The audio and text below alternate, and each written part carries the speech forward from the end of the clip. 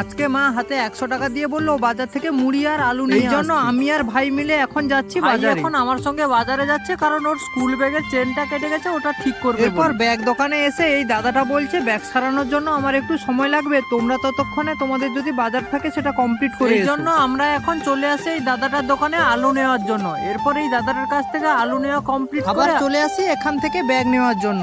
এরপর এখান থেকে ব্যাগ নেওয়া কমপ্লিট, এরপর চলে আসি এখানে ফুচকা খেতে। আর আমাদের ফুচকা খাওয়া কমপ্লিট হয়ে গেলে এখন আমরা চলে আসি এখান থেকে মুড়ি নিতে। এটা কোনো মুড়ি দোকান নয়, এখানে ঘর থেকে মুড়ির চাল দিয়ে গেলে ওরা মুড়ি ভেজে রাখে, তারপর সেটা আমরা গিয়ে নিয়ে আসি। কালকে বাবা এসে এখানে চালটা দিয়ে গেছিল, তাই আজকে আমি এখান থেকে মুড়িটা নিয়ে যাব। এরপর এখান থেকে মুড়ি নেওয়া কমপ্লিট করে চলে গেলাম সাইকেলের উপর বস্তাটাকে বাঁধার জন্য। দেখি আমার সাইকেলের পিছনের কেরিয়াটা ভাঙা, এই জন্য মুড়ি বস্তাটাকে ভাইয়ের সাইকেলের পিছনে বেঁধে আমরা এখন চলে আসি বাড়ি। আমরা এখন বাড়ি যেতে থাকি, আর ততক্ষণে তোমরা আমার চ্যানেলটিকে সাবস্ক্রাইব করে আমার পাশে থাকো।